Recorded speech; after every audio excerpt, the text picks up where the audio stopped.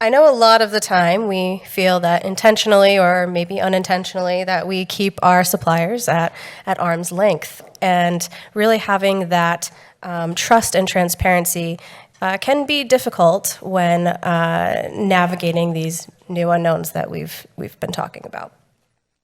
So we're going to kick this next session off with a panel. But first, we're going to hear from one of our panelists, Stan Kroger, current department lead engineering for CAD, PLM, and an aPriori admin at AGCO Corporation, and learn about how his team is utilizing their digital twins today. Welcome, Stan. Okay, so let me give you just a brief introduction to AGCO itself, who we are as a company, how we use aPriori today, and looking forward to how we use aPriori with suppliers in the future, and one more. Okay, so AGCO is a global supplier of agricultural and farm equipment. We have design centers and manufacturing set up around the world. And our goal is farmer-focused solutions to sustainably feed our world. We do that through machinery, we do that through control systems and software, and all sorts of things like that. And we're a global presence for the farmers and becoming a trusted partner for the farmers. And so some of the things that we do is really anything involving grain or seeds. We plant the seeds in the ground. We have computers that then monitor the planting rates. We tend the plants as they grow. We harvest the crop, and as we're harvesting the crop, we're using software to take and monitor how much that particular piece of the field generated, how much grain was there. And then we store and condition the crop in our grain bins, and then use the grain bins and other systems to then feed and nourish livestock all the way through the whole life cycle. So again, some of our smart farming innovations. As we harvest the crop and measure how much grain we're getting, when we apply fertilizer next year, we can use that map of the grain to then apply fertilizer at different rates throughout different parts of the field. I don't know how much you know about the farming business, but one of the main inputs cost-wise to a farm is the fertilizer along with the seed. And so managing how much fertilizer you put down, as in if you have high yielding areas that don't need as much fertilizer, you can cut that cost back and it goes right back into your pocket. So next slide. So digital factories. We have done a lot of work within AGCO. We do a lot of building of our own products. And so a lot of what we have done is make very detailed digital factories of our factories. So we walk through the factory, we look at all the processes that are in place. We walk through the ERP system to understand what are the pieces in the ERP system that we put time into, because time then goes into the money. And we do this for all of our different process groups, sheet metal, bar and tube, roll forming, all the different processes that are in our factory. And the biggest thing that we do with these digital factories once we build them is our manufacturing engineering groups then use these digital factories to calculate what the standard cycle time is to make a part. So I have a piece of sheet metal that's in Creo. I run it through aPriori. I get a routing that will become the routing on the shop floor, and I get cycle time, the number of seconds that the part is at each one of those workstations. That cycle time becomes what goes into the business system. So I've replaced outdated and not near as accurate spreadsheets and user knowledge with essentially this digital factory. So we continue to do that digital factory work within our factories and move it to other places, different factories like that. But one of the big challenges is how can we take and put this same concept into our suppliers? The idea being that if we can take and look into their factory, let me say that a little differently. If we are willing to partner with our supplier and our supplier is willing to partner back with us and let us look into their factory, can we, with the help of our partner, take and build a digital factory of their factory? Right? So this is the zero RFQ kind of idea where on my aPriori system within AGCO, I have a user that can run supplier A as one of the digital factories and get a quoted cost.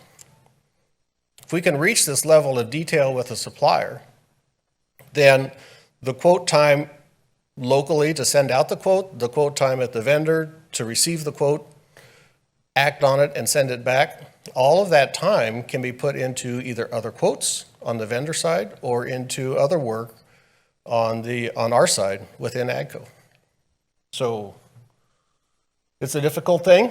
So the next step would be to identify some key vendors and build a partnership with them. Because really what you're wanting to do is almost a joint venture, if you will, where you're looking to really build a partnership where it says, we trust you and you trust us, and together we are going to make sure that each one of us has got a strong position going into the future.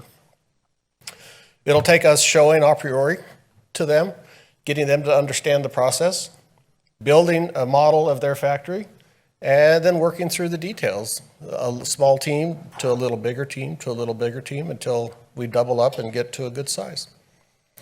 So that is my process that we do today and what we're looking at going forward. And I think now we're ready to bring up the rest of the panel.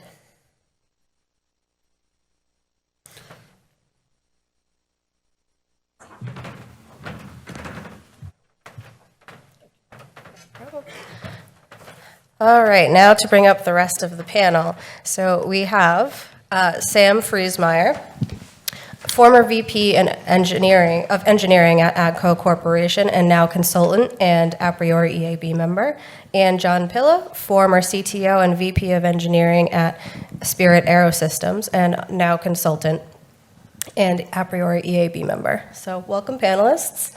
The last presentation that we took a look at, Jody made some really great points about being present and building trust with your strategic suppliers. So I'm curious to hear your take on creating those strategic supplier relationships.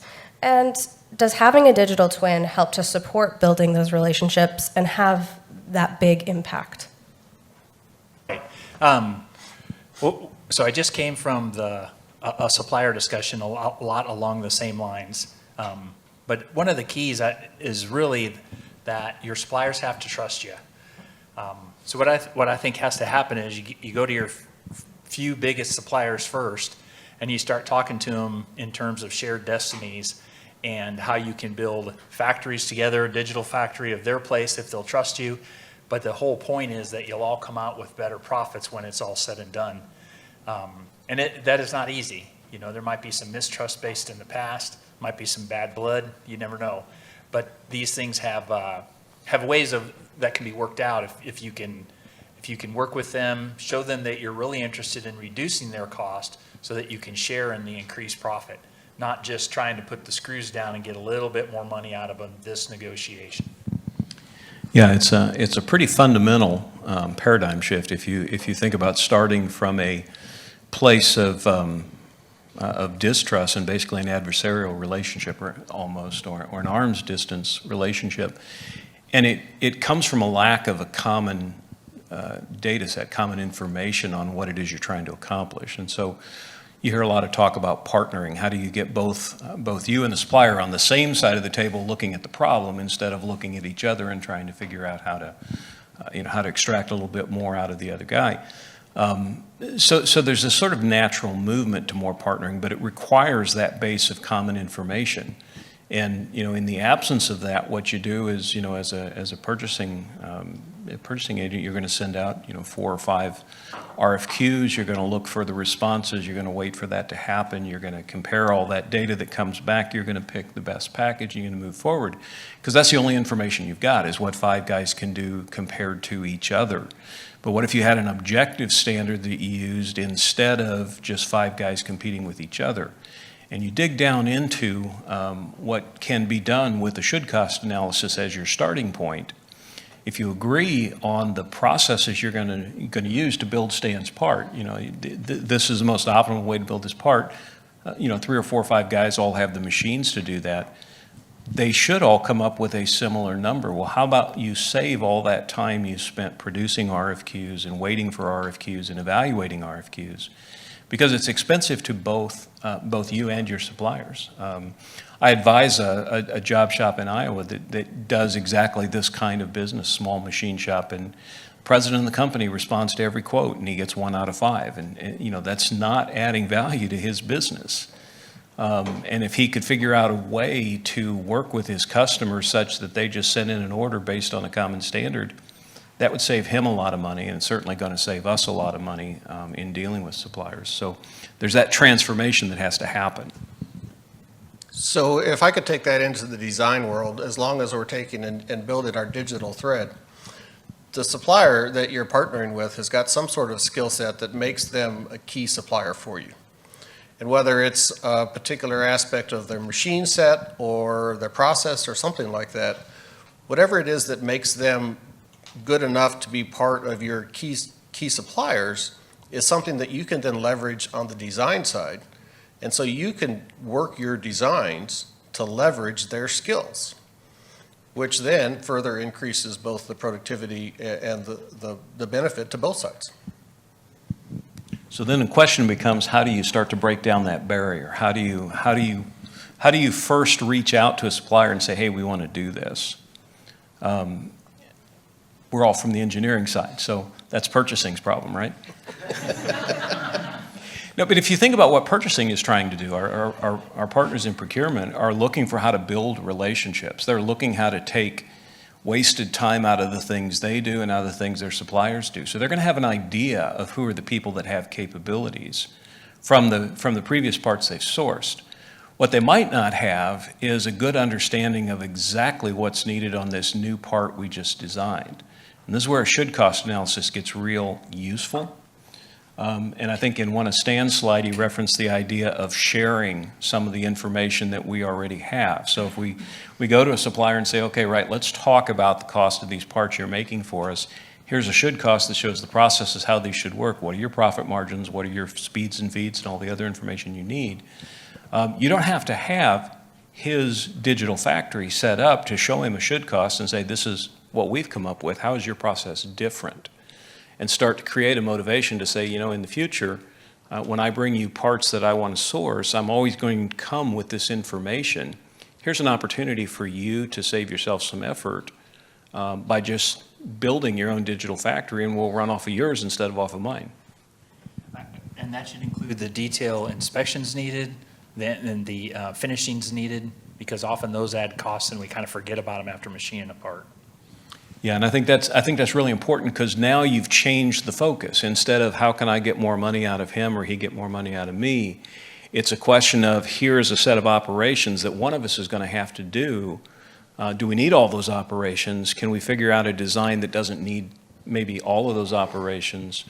Or can I find a lower cost way to do those operations? Or maybe there's a different set of operations that will lead to a better result. It changes the nature of the discussion from adversarial to collaborative. Yeah, you can, I mean, you might say, we've called out shot peen on here with this kind of coverage, and the guy making the part says, hey, can I flat peen that instead? It's faster and I already have capability. And then your engineer goes, well, sure, I just didn't know that. Yeah. I mean, these things sound simple, but they're in the details. Or I'm going for a surface finish for appearance reasons that I don't really need for the function of the part. There's 1,000 design decisions like that the engineer might be able to recognize and say, hey, well, gosh, that's kind of an expensive operation. Why are we really doing that? Maybe we don't actually need that. Or the supplier with a greater knowledge of having made, hundreds of similar parts will have an opportunity to provide that feedback, because it's not just quote the bid, it's look at these operations and what could we do more efficiently. Fantastic. Yeah, so you kind of started to talk about my next question here. The path to zero RFQ is a long path sometimes, and there are many short-term strategies and then some long-term strategies. And you started to talk about, sharing the digital factory and being open and transparent. Can you go through some additional short-term strategies that you've used in the past and some of those long-term strategies that you would tackle next? Well, I think one of the one of the short-term strategies, and we already started talking about this a little bit, is how do you develop the trust? And so, we've done some NPI projects where we bring cost into the NPI cycle. And then you're going all the way back to what is it the customer needs? What is it that, new product introduction, what is it the customer needs? The fact that I've always done it this way, can I design something that's different that's going to give me a real breakthrough in the cost or in the processing? Is there new material I can use? A lot of times I like to bring suppliers into those NPI discussions. Now, these may or may not be the final suppliers to the part, but it will be suppliers that you're trying to build a relationship with. And so, you bring them into a couple of these design cycles, you let them contribute. You might even find that they've got ideas that make you want to go to the suppliers more often, which is their motivation to be there in the first place. So I kind of like those brainstorming sessions as a place to start bringing suppliers in, even if we're not really ready to move to that phase yet. I think that kind of collaboration, either across departments or between the vendor and the company with the design, brings in other ideas, different concepts everyone else has experienced, and becomes part of the story of that part. And you can then take and leverage that extra expertise. I think it also lets you start to look strategically at make-buy decisions. Because as you start to look at the processes that you're good at doing in-house, there are processes that you're not good at doing, or processes that you don't really have the right machinery to do well. So you're using a less optimal approach to getting that part made.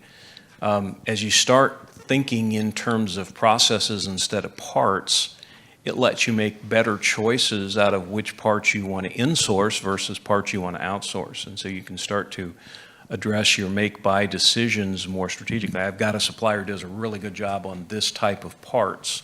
I'm actually going to move a lot more of my parts out to this supplier so that I free up capacity to work on stuff that I haven't found a good supplier for yet. All right. So last year we actually did a study with, in partnership with Industry Week, around manufacturer and supplier relationships, specifically within procurement. And of the many challenges that we uncovered contributing to delays with the sourcing and procurement process, we found that both manufacturers and suppliers, 66% have trouble finding that specific expertise internally, and 63% lacking the resources. So what tactics would you recommend manufacturers or suppliers to do internally first to help set themselves up for success? And do you have any examples of tactics that have worked in the past? Yeah, I'll take one. I think that's a pretty broad question, so there's a lot of ways to look at that. Yeah. One of the things that is missing in a lot of our design engineering facilities is the manufacturing input. What are the processes we're actually going to use to make this part?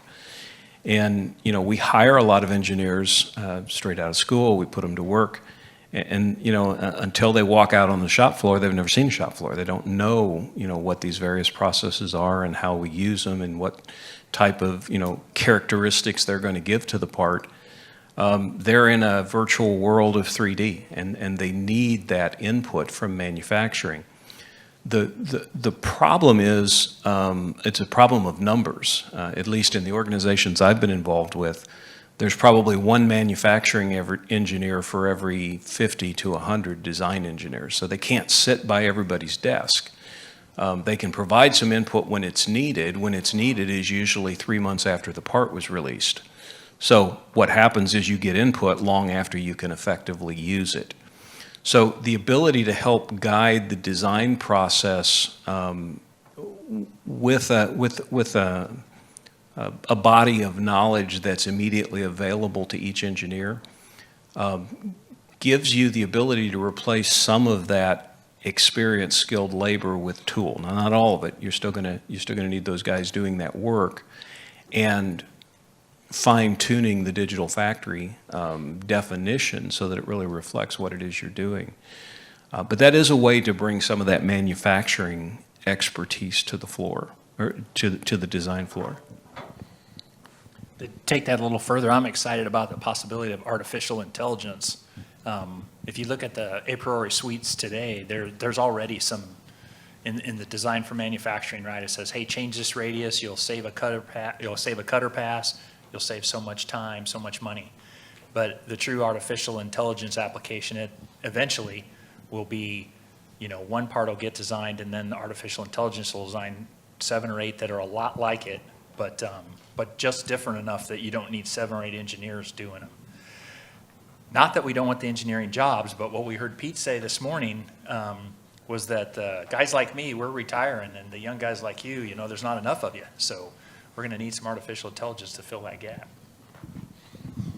Well, and the other thing with that intelligence that's built into the aPriori product for the design for manufacturing scores, that is tunable, right? So you could have an out-of-the-box design for manufacturing for a general factory, but when it comes to your factory or your vendor's factory, if you have a vendor that has a capability to drill small holes very deep, well, their answer to the DFM score can be different for that kind of a feature than for another factory. And so that kind of customability, the ability to make the digital factory really exactly match what you've got on the shop floor and what your capabilities are, whether it's internal or external, it's worth a lot. That actually raises a point that I think we need to keep in mind is if there were one best answer for how to do engineering, we'd be all done, we could go home. That's not the way engineering works. And, as I look at it in the ag tech space in particular, you look at the major developers of agricultural equipment, John Deere, C&H, AGCO, Kubota, these guys that are the big global companies.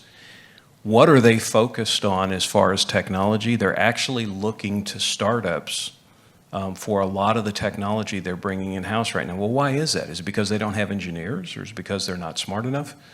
Or is it because they're maybe too smart? This is how we've always done things. We've institutionalized it so much that, what happens in a lot of these startups is the stupid ideas. That'll never work until it does, right? And so we can't, that's what innovation is. It's somebody, too lazy to do things the way it's always been done, right? So they go out and they invent a new way of doing it, and it's fantastic. Well, this innovation in the manufacturing space is the reason that a tool is not the only answer. A tool helps you institutionalize the body of information so that you can recognize an innovation when it comes along. Supplier comes to me and says, yeah, I got a great new way of doing this product for you. It'd be 15% below your lowest cost. What's my first assumption? He's sandbagging. He shows me the processes that I hadn't thought about using. He's brilliant. So one of the reasons to kind of institutionalize this whole issue of understanding the cost of a process well is so that you can recognize a useful innovation when it comes. Well, in addition to that, if we think of aPriori as a simulation tool, now I can start to ask, what if? What if this? What if that? So I had run a little exercise a couple of years ago with aPriori. We had some senior management in engineering that wanted to look at slot and tab assembly for weldments as opposed to tooling. So what does that do to the overall cost? Well, it turns out if you're cutting slots and tabs along the edge and in the middle of parts, you're using a lot more laser time. So I've got an increase of 20% on my laser time. Do I have capacity for that? I don't necessarily have tooling cost that goes into that, but that brings up the other question is, okay, so if my lasers are busy enough right now that I don't have enough capacity, well, then I need to plan for that in order to put that kind of thing. And so I can now start to do what if scenarios and figure out capacity and that kind of thing. And our manufacturing engineers do quite a bit of that, especially when you're looking at bringing in new equipment or something like that. But it also works on the design side. Do I cast it? Do I weld it? I mean, these are all the standard things that aPriori has taught you about how the software works. But if you look at it from an analysis standpoint, then you get to ask some more interesting questions yourself. Yeah, absolutely. And that kind of goes back to creating that optionality. So using those digital twin insights to really unlock more information. You alluded to that with evaluating if I should go with a new machine or looking at capacity. Well, and going back to Stan's example of, if I want to increase the usage of my laser for tab and slot design, what can I outsource for the next 6 months to make space for this little experiment? You can have a lot of these thought processes out front. You don't necessarily have to find a supplier with the same tools. You've got the option to say, can I find a supplier to offload some of the other stuff that I would have done with this tool, but I could use another process to create. Or they've just got spare capacity. And if you have their digital factory, you can look and see how much spare capacity they would have to take on a new project as well. Great. So what are some key performance indicators that manufacturers should be tracking to help mitigate risks with their suppliers?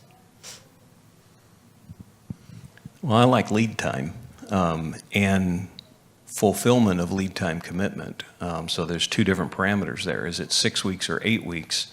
And if I said it was 6 weeks, was it 6 weeks or 8 weeks? So it's two different parameters. There's one, what's the best lead time I can get? And secondly, how reliable is that? Because oftentimes, some of the bigger costs we incur are not the cost of the parts, but the cost of the parts being late. And then we're having to start expediting. So that's one KPI that's pretty important to me, at least on the prototype side. On the production side, again, purchasing worries about that. But again, it's the same problem, right? It's the same problem. How do we make sure that the parts are coming on the best lead time and that lead time is reliably kept? Right. So now I'm going to open it up for some questions from the audience, and then I'll close it out. If you don't feel comfortable coming up and talking, we can also have, we'll do 10 minutes of open conversation, and then we'll break, and if you wanted to come up and ask them questions individually, absolutely can. Will be passing out the microphone to interested parties. Thank you. My name is Naren from Danfoss.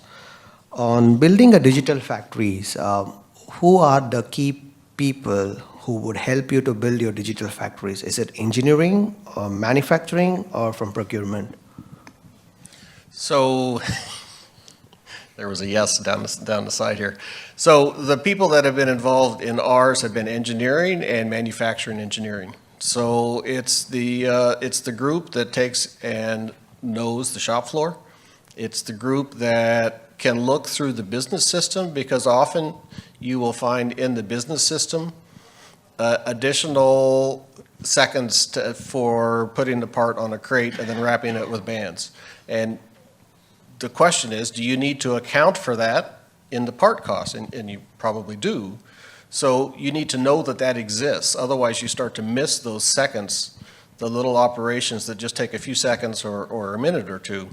And you want to make sure that you capture all of those different things. So it's the yes is kind of the answer. You're from Danfoss. We buy a lot of parts from Danfoss on the hydraulic side, and we have over the years. One of the things we always run into with hydraulics parts, and I'm sure you know this well, is part proliferation of variants of pumps and valves and motors and hoses and all that stuff.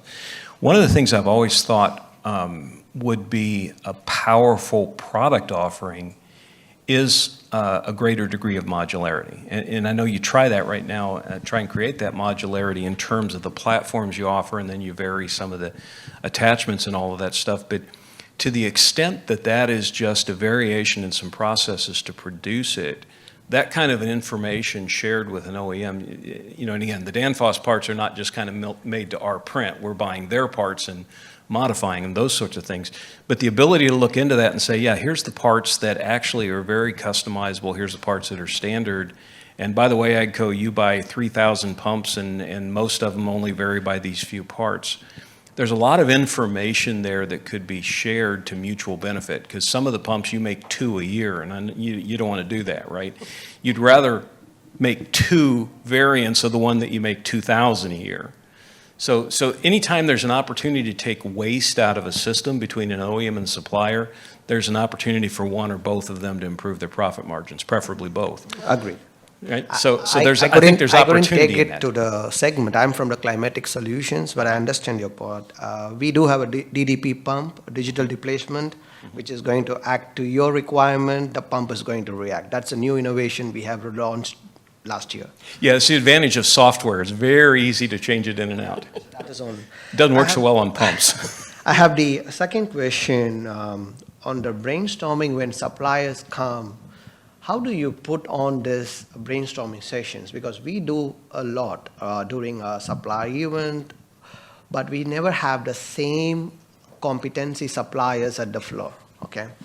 Because there is a risk of they getting the part from the low-cost country, right? But that is not the ideal situation. The ideal situation is the lead time. I need to have parts in 24 hours or 48 hours. That's the thing. So how do you spotted something called brainstorming with suppliers, right? How do you happen to do it? Is it something you have some kind of a practicality saying that it has to be the location is fixed, lead time is fixed, now this is my should cost, and please spot your range? Is it something you put on?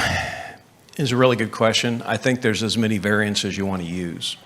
For example, if we had a brainstorming session on a new environmental controller, new hydraulic system, whatever, we wouldn't invite Danfoss and a competitor to the same brainstorming session. That's not going to fly. And this becomes an exercise really in developing trust, because you're not going to share all of your deepest, darkest secrets of how to do things profitably, nor are we.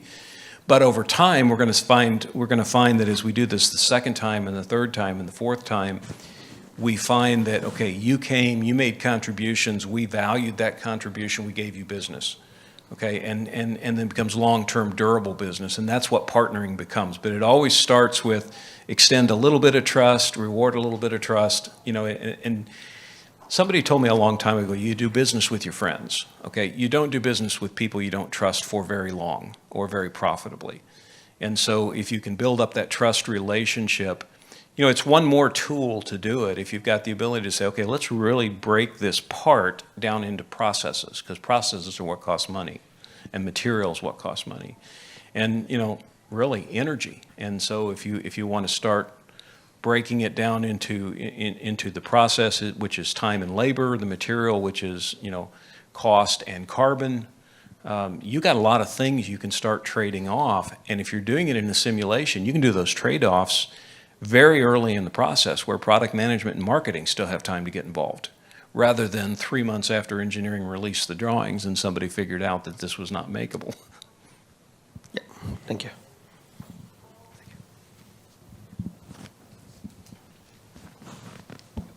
Hi, I just have a quick question, and I'm not an engineer. I'm on the other side, so I'm coming at you. We love you, Pete. But my company is we're in our first year. We're just really just getting started, right? And my question to you is, in trying to get everybody on board to make this work as smoothly as possible, what's the one thing from an engineering standpoint that made you stop and go, wow, this is really cool. I need to check this out? This meaning aPriori. the aPriori stuff. For me, it was the repeatability aspect of it. Before we had aPriori, we had a number of different manufacturing engineers that would cost sheet metal parts. The answer would be a little bit different depending on who did the costing work, and the same person would have a different answer at different points in the year, depending on what was going on in their particular world. So the fact that it's a defendable, fact-based, but it's a list of the process, and it's written in. I mean, if you look at the geometric cost drivers, the GCDs, they're English terms that make up the different parts of it, and so I think it's the repeatability that makes a difference. What has sold me is, over the years, it's become a suite of tools, not just a part cost estimator. There's a million of those out there, and they're all pretty good. You probably can't go wrong. But this has become a way through aPgenerate to get the whole team as part, using aPriori tools, including the ability for a guy like me who might take a CATIA drawing or any 3D, and then I can send it in, and it comes back and tells me what I should change. I don't have to be super smart in the product. Those are the two things to me.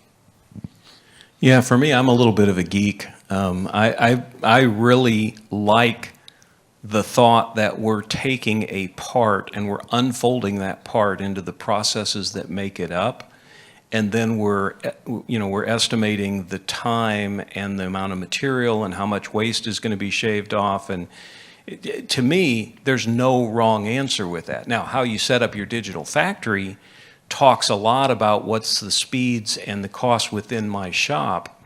You can tune it to match whatever your spreadsheets are saying if your spreadsheets are accurate. You may find out your spreadsheets are not accurate. But to me, the idea of saying, no, I'm taking this down to the fundamental elements like John's talking about here. But now I've got all this data and I can do things with it. So I can estimate my costs. Yeah, that's, we talk about should cost like that's the holy grail. It's only one piece. I can estimate my carbon footprint. I can estimate the capacity of machines it's going to take to produce 1,000 of these a month. I can work backwards from that to what's going on in my factory. I can make-buy decisions. I can support purchasing with more information in the negotiations. So at the rock bottom level, the piece of this tool that is unique, and it's unique from what else you can find, is the digital thread, the digital simulation that produces the data that everything else comes from. So I'm geeking out a little bit because I like the way the software is structured, but that to me was really what sold me on it, because I'm not looking for another spreadsheet. We got spreadsheets. I want something that's going to save me time. So it's a commercial off-the-shelf software that does the way I would do it after I tune it, okay? And then you just go tune it. To bounce off the question about identifying the key players to develop the digital twin, are you then just asking questions to them virtually, or are you traveling to their facility and verifying the information that they provide you is correct? And how do you build that trust? Or else you're building a fake digital twin if they're lying to you. Well, so let's start with the example in our factory. So we went out to the shop floor and we watched parts go across the laser. And you've got a stopwatch and you're watching the parts get built, and maybe you're looking at 30 different parts. And you now have the actual shop time that these parts spent on the laser before they went on to the next operation. When I go into aPriori and look at those same 30 parts, I now have a number that I want to tune to. And I do that for each of the different processes along the way. Now, with the vendor, ideally, the vendor would think this is a good idea and do that part of it themselves. If they aren't able to or don't want to, then you can build different levels of fidelity on the model on your side, because you know the geometry of the parts that you're buying from the vendor, and you know the price point that you're getting for those particular parts. So at the very least, you've walked through their factory and know the kind of equipment they have on the shop floor. And so you could take and build what would amount to a general cost model of their factory, accounting for steel costs, which are going to be similar based on where you are located, and then labor and whatever their margin is. So you could get close, and maybe that's what you need to start with, and start building the trust and saying, my model of your factory is working like this. I'd like to get a little closer with you, and I would like to let you also have use of this model, because then on the vendor side, right, a lot of what a vendor does is return quotes, and the more quotes that you can act on, the more RFQs you can act on, the more chance you have of getting that business, because there's just more that flows through your office. So if you can turn those quotes around faster, then there's more quotes that you can operate. By the way, your factories are doing this now anyway, because they're producing estimates of how long it takes to produce parts. I know of a factory, I won't mention it by name, where the productivity, which is manufacturing productivity, is the the percentage of the theoretical maximum productivity that they actually achieve in a given month, they regularly achieve numbers of 120 and 130% efficiency. Well, okay, 120 and 130% of the theoretical maximum, there's something wrong there. But you look at where the numbers come from, and it's self-serving because the manufacturing is grading themselves on here's what our theoretical maximum is. It's 58 seconds. Oh, look, I produced it in 36. I'm going to get a bonus out of that, right? Well, you need an objective measure of what is that theoretical maximum. And so when Stan walks his floor and he comes up with 36 seconds to produce this part, and you go to the supplier and supplier says, yeah, I can do that in 87 seconds. You know, you don't need him to quote a part. He's not competitive, or he doesn't know what his processes are, right? So you're starting to talk about how effective am I at doing processes rather than what's the cost of this part. But everybody does that because you got to have a standard cost. What this does is let you institutionalize it in a tool that's going to maintain that and then apply that same cost to the next 300 parts that come down the line that are made from similar processes on that laser or whatever the tool happens to be. We've got time for about one more question.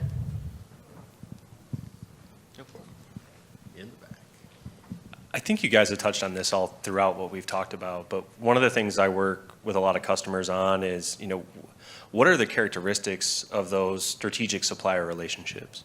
What are you looking for? What's indicating to you that they might be ready for something like this as you approach those conversations and begin to establish that trust that you've been talking about all throughout the presentation?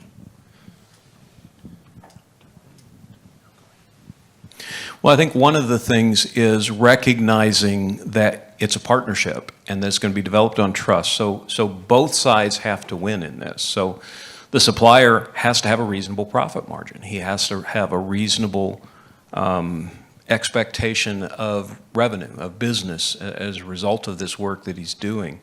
The customer obviously has business. You know, you know, we're going to build tractors, we're going to build combines, we need parts. So it becomes a matter of saying, okay, I can award those parts to the guy that gives me the lowest cost, or I can award those parts to the guy who's going to deal honestly with me, going to be reliable in his delivery, and always hit a cost that's really competitive. He may not be the lowest guy every time. The guy that's the lowest every time, you have to be suspicious of. You know, is he sandbagging? Is his business unstable? Is he going to be bankrupt one morning because he's selling parts for less than he makes them? So you got to look for that mutual benefit. Again, each relationship is going to be a little bit different, but how do we find the common ground we both want? We don't want to waste time quoting parts.